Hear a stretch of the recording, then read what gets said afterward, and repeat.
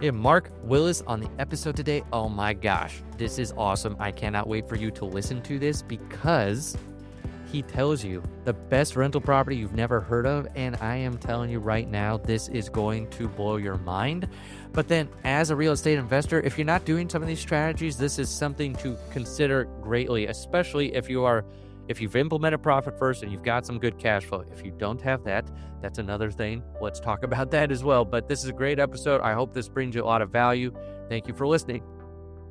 Welcome back to the Profit First REI podcast. Have special guest Mark Willis on today, which he's been on before. We talked on Bank on Yourself first. Oh man, that was probably a year or two ago. I think man, it's been a while. So I'm glad you're back. We're going to reach 201, but I love this because he's titled this. We were talking about this before, and it's called The Best Rental Property You've Never Heard of. We'll get to that eventually, but if you've never heard of Mark, or if you've never heard of Bank on Yourself, I want to make sure he establishes a groundwork for that first. But Mark, do you want to just give a brief intro for yourself just before we start even laying the groundwork so people understand where you're coming from? Sure, Dave. Yeah, great to be back on. And it was such a great opportunity to have you on my show recently as well. That was so fun. You're such a great guest.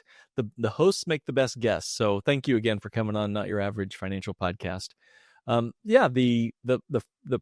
I guess the basics on what I'm all about. I'm not your average financial planner.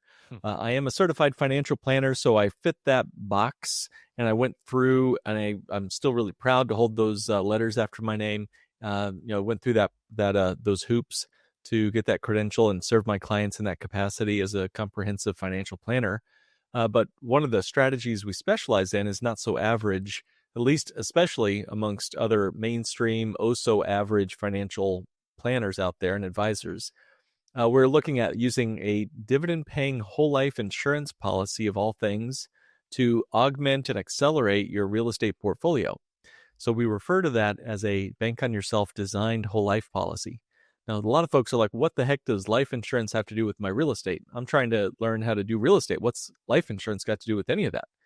So let me just kind of lay the groundwork there.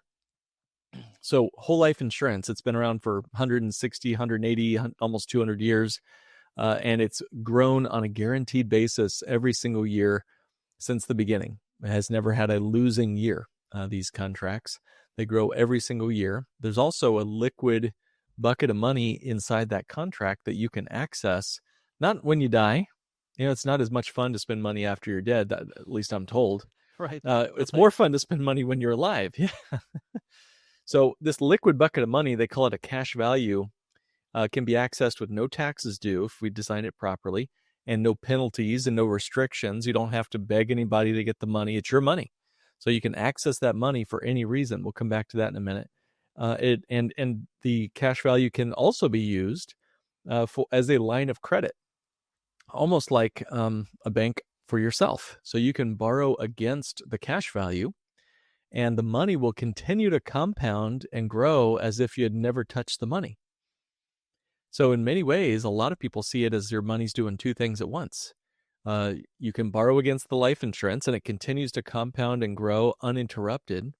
What's that magical eighth wonder of the world? Oh yeah, uninterrupted compound growth. Yeah. So here we found it, guys. We found it.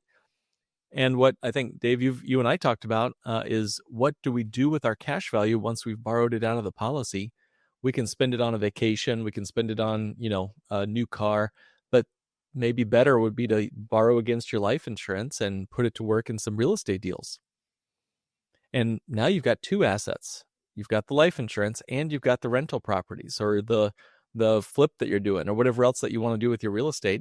And then whenever you're ready, you're the banker here. So you get to decide the repayment plan to the policy you own on your terms. So that's where I think life insurance and real estate fit like peanut butter and jelly. It's like Batman and Robin. They work great together. Yeah. Yeah, I would agree too. I personally use this as well too. And I guess in my mind, a question I've always had is like, why is this not taught more? Like, why is this, especially in the real estate investing arena, because you're not just using it for a depreciating asset. You can actually buy a real asset and something that should spit off money for you. So I guess in your opinion, Mark, like, why isn't this taught more often and out there? And like, why is it not average, to go out there and listen to this? Well, I'm doing all I can to reverse that trend, but there's a whole lot of vested interest to make sure that this is not the go-to option. Think about it. Would it make sense for Wall Street to let anybody find out about this? I mean, what good does that do the lobby for Wall Street?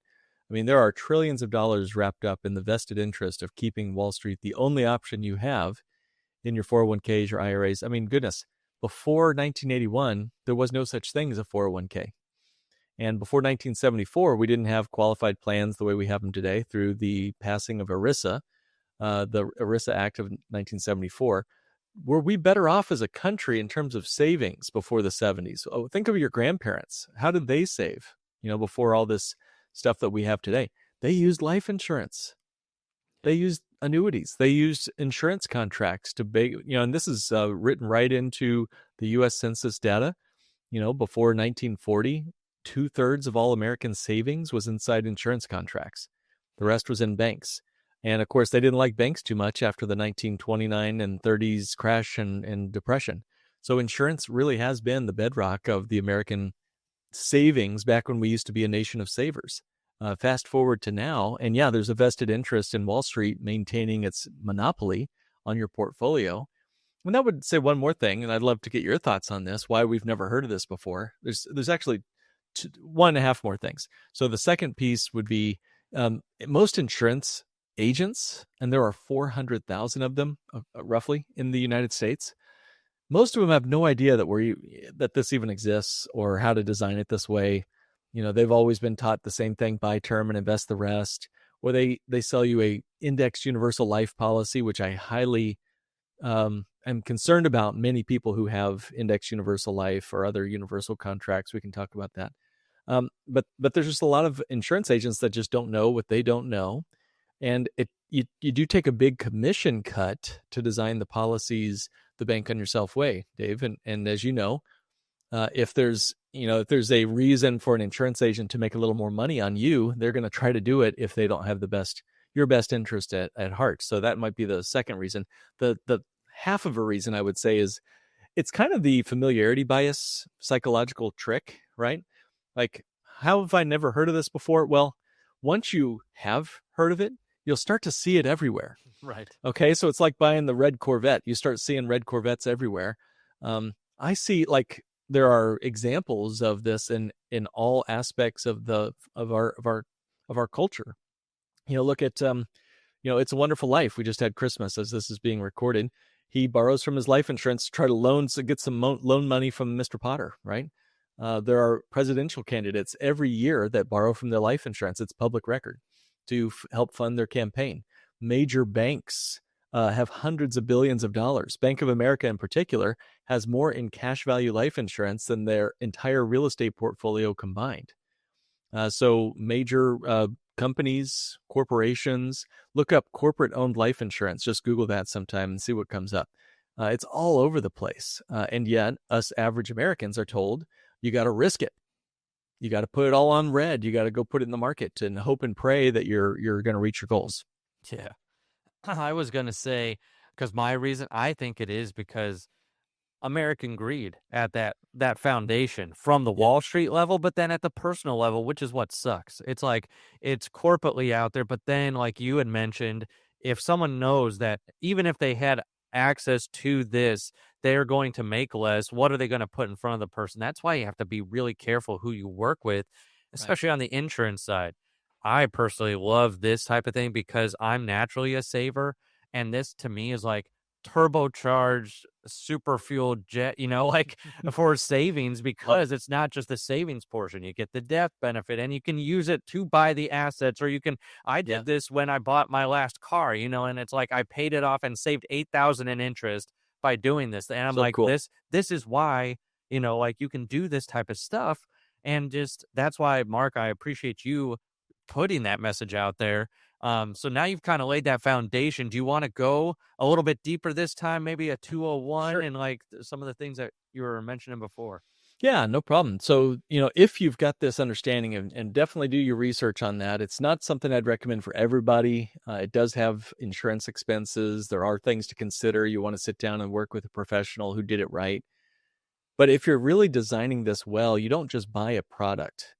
even a perfect, cool, super cool financial product, it's just a tool in the toolbox. You really do better when you can treat it like a tool. I always say if I could be given the choice between Tiger Woods golf clubs or Tiger Woods golf swing, I'd choose the swing. I want the strategy. I want the skills. So I want to just give you an idea here for your listeners, and then you and I can talk about it some. So imagine, and this is kind of an amalgamation of several clients of mine, but imagine a client that comes in and he and his wife open up a new bank on yourself policy. And every year thereafter, for the next 5 years, he and she open up another policy. Now, let me pause for a minute. So a lot of folks don't realize, but yes, you can open up more than one of these policies. It's just like getting more than one rental property. What's the benefit of having more than one rental? You multiply the benefits, right? When you have 2 doors, 10 doors, whatever. So this couple, over 5 years, let's say they open up one a year, and they start packing money into the policies. Let's say that they start using the cash value in the policies right in the first month of the first year. You can do that if the policy was designed properly. And at first, let's say they use their policies for things, small things. Maybe they need to fix up the HVAC system on one of their apartments. So they do that. And then they use it for down payments for the next rental that they want to purchase. Maybe they use it again for paying some property taxes the next year. Maybe they pull some money out and pay off some old credit cards. Maybe they send their kids to college. But as they're doing that, their cash value is continuously growing, compounded and uninterrupted for several decades. Let's say fast forward now a couple decades, and they've got a total of $1.5 million in their combined cash values. And they've got their rental properties, and their kids are off to school, and they're ready to retire from their day jobs if they had one. And they've got $1.5 million in cash value. All right, so they're happy with the rental properties. But tell me, and this is where some of your tax expertise can come in here, there's only so much you can depreciate and deduct off of your rentals, right? At some point, that rent money starts to become taxable, right? Right, exactly. Yep. What do people do there? Like, what are their strategies? Do they just take it on the chin? Or what do they do once that rent money becomes taxable? Oh, man. Sometimes it's the 1031 exchange, and like rolling it over, things like that. Or cost segregation. If they haven't done that before, then they're going down that road. There's a couple things, but some of them just take it on the chin. Like if they've, because some of them have exhausted all those other resources as well too. So it's all right. There's a couple things. Well, so here's some ideas that several clients have implemented over the years. One, if you have a bunch of money in your life insurance policies, and let's say taxes double over your working years. Is that possible? Yes. And now you've done all of the work of deducting and cost segregating, and now you're faced with this tax, torpedo coming right at you every year called rent. Yeah. And unless you're going to be super generous and just not charge rent, that's going to keep coming at you. So what can you do? Well, what if you did this? What if you didn't need the rent money, or if you had other savings, i.e. your bank on yourself policies? What if you could take money out of your life insurance, which is tax-free, by the way? There's no income tax due on withdrawing dollars and loaning dollars from your policy. Now you're spending your cash values down, and you're donating and getting a tax deduction on your rent money. So you've still got the rental properties, you've still got the rent coming at you, but now you can charitably give, or even give to your kids, or give to a charitable organization, deduct your income from that rent, take money out of your life insurance. That acts as almost a tax shield for you. And folks really look at you strange when you're like, wait a minute, Mark, are we still talking about life insurance here? Or is this like a tax-free loophole that we found? It's kind of both a little bit. Right. So you can use your life insurance as a tax-free income. That's kind of strategy number one I wanted to play with a little bit. There's another strategy, but before I jump there, any feedback or comments or insights there, Dave? No, I like that a lot, especially as over the years it continues to grow and your cash value continues to grow. It's like if your portfolio is growing, if you just use that strategy, you could continue wiping out that income if you wanted to do that. So that's what is cool about these too. It's not just like you set it, forget it. It's like it's going to actively grow as your policy grows. Absolutely. Yeah. So you can replace your taxable rent money and get a deduction on rent you receive and take tax-free income from the life insurance contract. And that has the added benefit of not counting toward your Social Security as provisional income either. So this even beats Roth IRA income. I just find this to be the zebra among zebras. It's the unicorn among unicorns. It's a really unique tool in the tool belt. Okay, let me set that little strategy aside. Let's talk also about permanent guaranteed lifetime income. A lot of people in the real estate space get into this area because they love the idea of passive income. Yes. Rental properties are just juicy with recurring income that you don't have to worry about. What's the 5 T's of real estate? I briefly mentioned before I hit record. Let me see if I can still do them. Taxes, termites, trash, toilets, and the worst of all, tenants. Yeah, those 5 T's can be the destroyer of your income. And we might even add another one, government, although that one's not really a T. We learned in the pandemic that they put a moratorium on rent collections, but they sure didn't put a moratorium on mortgage payments, did they? No. So this can be a real risk. If we're going to mess with people's landlord portfolio like this, this could be a real problem if you see the government trying to do that again someday. All right, so what's an alternative? Well, okay, I was walking through this museum, Dave. I'm out of Chicago. I'm out west of Chicago here. We work in all 50 states, but I live out west of Chicago. And I was downtown Chicago with my buddy, and we were walking through the Ancient Oriental Institute. And I'm just kind of a nerd for like biblical archaeology. It's kind of my jam. I love that stuff. So I'm walking through the halls of this, and I'm looking at these old clay tablets, and it's cool. And then I look on this wall, and I was not expecting this, but I saw this long parchment. It was about 20 feet long, and it was written in some strange language. And I look at the placard underneath the parchment, and it said annuity contract, 325 BC. What? So the other half of my brain starts lighting up, and I'm like, this is an incredible realization that insurance contracts have existed for 2,300 years. And why have we never been told about this? Right. Yeah. All right. And what was the value of that annuity contract to that, probably a Roman soldier or somebody in Alexander the Great's army or something? He was getting a paycheck for life. That's what annuities are. Yep. If you own Social Security, you already have an annuity. It's one of the best, most cost-effective, inflation-protected annuities on the planet is Social Security. If you thought rental properties were cool, check out annuities. Okay. What is annuity? It just means a lifetime income machine. All right. Just imagine a money printer in your living room, in essence, right? Of course, not literally.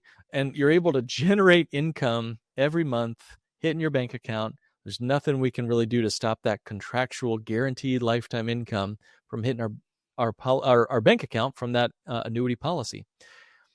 So how does that compare to a rental property? Well, if we've done annuities properly, again, there's probably 19, 20 different categories of annuities, Dave.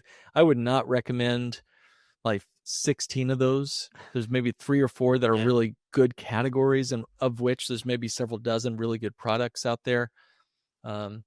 So there's a lot of bad ones out there, but if you've done them right, there's almost no or maybe zero fees. Okay. There's also reasonably good accumulation, and it creates, most importantly, a lifetime income you cannot outlive. Even if you live to 120, the paychecks would keep coming. In fact, even if you ran out of money inside the annuity contract, you'd never run out of income. So this blows the minds of most people, especially people like, who's the guy who, Ken Fisher, his investments group. He says he'd rather die and go to hell than sell an annuity. Well, I always found that kind of interesting. That's his advertisement. He literally says that on his advertisements. I'm like, why do you hate so much, man? Come on, take a chill pill. But what I found out is, and this is just upon reflection, I was thinking about his commercial. Why would he hate annuities? Oh, wait a minute. He loves annuities. Ken Fisher and folks like him love annuities, and here's why. If you invest with him, if you're his client, then you are his annuity. Yeah, that makes sense. He's getting a fee off of your assets under management, and that's a passive income that'll last the rest of his life, your life. So he loves annuities. And most people, once they really understand what annuities are, also love annuities, as long as we realize what they're there for. I don't use my rental properties to like speculate in the stock market. No, that's not the point of a rental. The point of a rental is, predictable income, appreciation on the asset, tax advantages. Use the tool properly. Back to swings and clubs, right? Use the right club in the right moment. Yep. Don't take my putter into the sand pit. Right. But if you use the right tool for the right moment, you can really be a great golf player. Same thing with annuities. If you use your annuity as a reasonable place for principal protection, lifetime income, and leaving a legacy to your family, it's a great tool. So why am I saying annuities? But before I get to that, let me just jump off my soapbox again here. Dave, what feedback do you have on this crazy idea of annuities? Well, I don't have any feedback other than it sounds great. And it's like, my question would be like, who is this for and at what stage? Like you said, like the tool, when do you take this tool out of the tool bag to hit it? So, Yeah. which is what you're getting to. So it's Yeah. that's what I'm like Great. on bated breath here. Oh, cool, man. Thank you. Yeah, well, you're thinking in the right realm here. I'm thinking, when does this make sense? It's not a good fit for everybody, but imagine this for a minute. Let's go back to our couple who bought their 5 policies way back decades ago. And let's say it's accumulated again to, let's say, 1.5 million. It's technically possible that we could spend that life insurance cash value down to $0, right? I mean, technically you can spend 1.5, you could spend $10 million and be out of cash if you spent it wrong. Seen it before? Seen it before. We all have. Yeah. You can always outspend a savings or an income. So, however, if you're familiar with 1031 exchanges, you're going to love the 1035 exchange. It's just a few more paragraphs down in the tax code, and you can transfer a like kind exchange, right? Yeah. Tax-free, cost-free. There are no expenses, costs, or taxes to do a 1035 exchange going from one insurance policy to another. And that can also be an annuity. So our couple, let's say, has 5 policies. Maybe they choose to take 3 of those policies and do a tax-free 1035 exchange into a brand new annuity. And 30 days later, that annuity starts kicking them some income. Pick a number. I'd have to do the math on it. Let's say that they moved over $1 million out of their 1.5 million. So they move $1 million into a brand new annuity. That's going to, depending on your age, that could be anywhere between. Still have the policy active. So I just want to make sure I'm like in my mind. Yeah. I've got the life insurance over here. You took $1 million out of the cash, the cash that has been built up over now decades of them putting into it, and now they've got that 1.5. They take $1 million. They go and buy an annuity. That's right. And they still got 2 policies they didn't mess with. Their whole life policies, 2 of them are still around. Yeah. 3 of them, they transferred it over to an annuity. So they have 2 policies, whole life policies, and 1 annuity now. They used their 5 whole life policies during their working years to gobble up rental properties and do their kid college thing and all that liquidity needs that they had during their working years. And then they transferred, 3/5 of their whole life policy portfolio into 1 annuity. And their annuity is going to generate somewhere between $60,000 and $80,000 a year of permanent lifetime income, with the potential for increasing income if we design them right. So it can keep up with inflation in that regard. Okay. So that's the overall strategy. And they still have, what was that, 500,000 or so in liquid money in their life insurance for unexpected medical costs as they age, grandkids going to college, whatever else, and of course, when they pass away, there's lots more in their death benefits that they can leave their family as well, income tax free. Oh, wow. No, that sounds awesome. So let me give you a couple scenarios that I'm thinking in my head. So let's say let's just say it is a young couple in their early 30s. And let's say they have 2 policies. One of the policies is, like substantial. So then let's just, horrible case scenario here, but let's just say the husband dies. So he dies, and it's always the husband, man. Always the husband. I'm going to kill the husband here. So it's like, and he leaves millions of dollars, like let's say $2-3 million to his wife. Would it be best for her to seek a new policy, or would it be best for her to seek an annuity?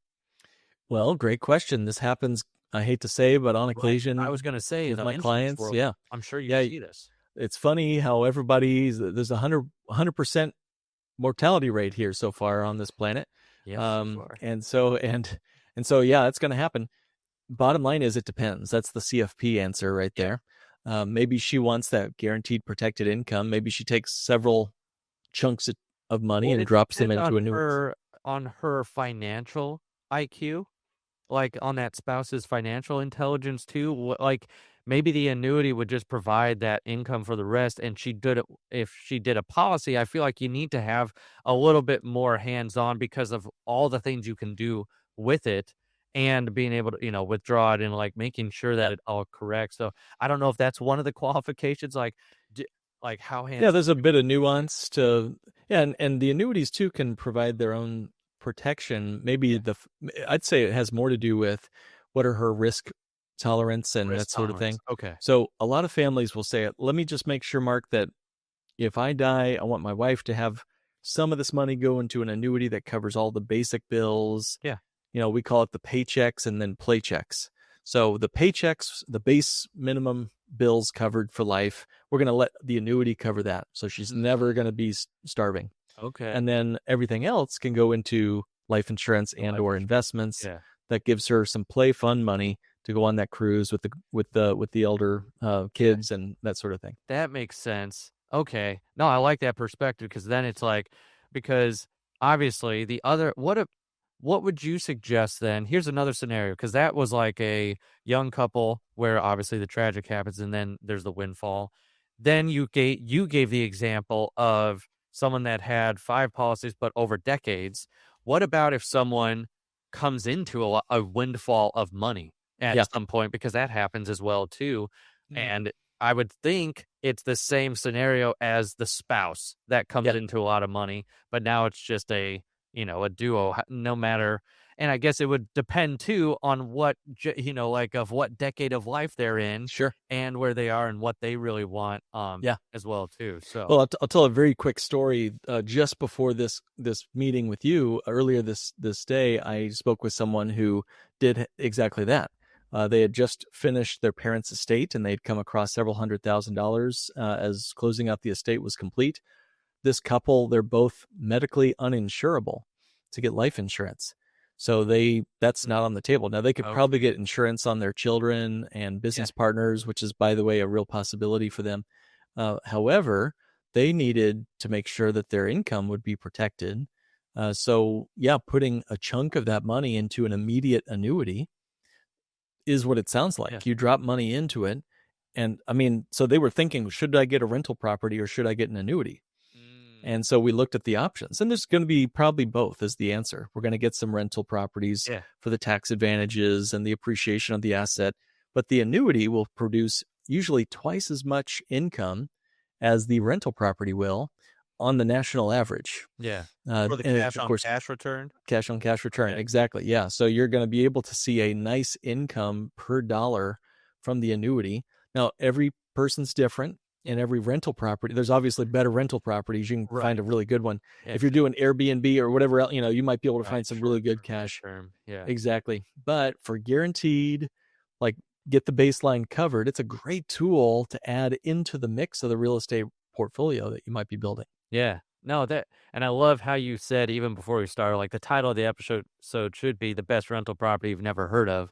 Because I've heard of annuities, even going through getting my life license, you go Mhm. through all of that, but the way that you've explained it is really simple and it brings up when is this appropriate in my life. And I love how, of course, like we're real estate investors, so we want to Mhm. know, Yep. okay, how is this guaranteed income? And you mean like I don't have to have the tenants, toilets, and all that stuff?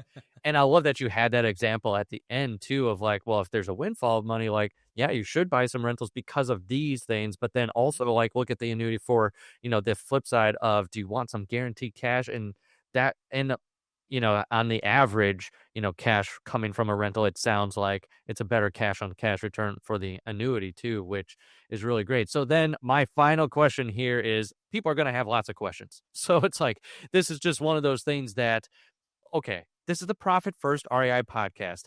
Honestly, you don't even need a fractional CFO, which is my company that I hold, to implement Profit First. Like Profit First is so simple. It helps you set up the accounts. Honestly, the I would suggest like your profit and tax account be like a bank on yourself policy, but I think we covered that in the first one. So go listen to that in our first episode together. But, if you want to grow as a business owner, that's where we come into play and making sure you know where your money's going. But I would say if you enter the insurance world at all. Like, you need someone who has your best interest at heart, who isn't just in it for the commission. That's why, Mark, I love that you say it's not your average podcast, and then it's not your average financial planner here, because you're not going to just push on them. Here's what I have to sell you, and here's the most money I could make off of you. It's really about where are you in your stage of life right now? And like, out of these all the different things that we have available. I love on your site, you've got like a bunch of different, like, is it real estate that we need to talk about? Is it the annuities? Is it the life insurance? Is it this, that, like all the different things like that. I really like where you're coming from and the way that you approach things.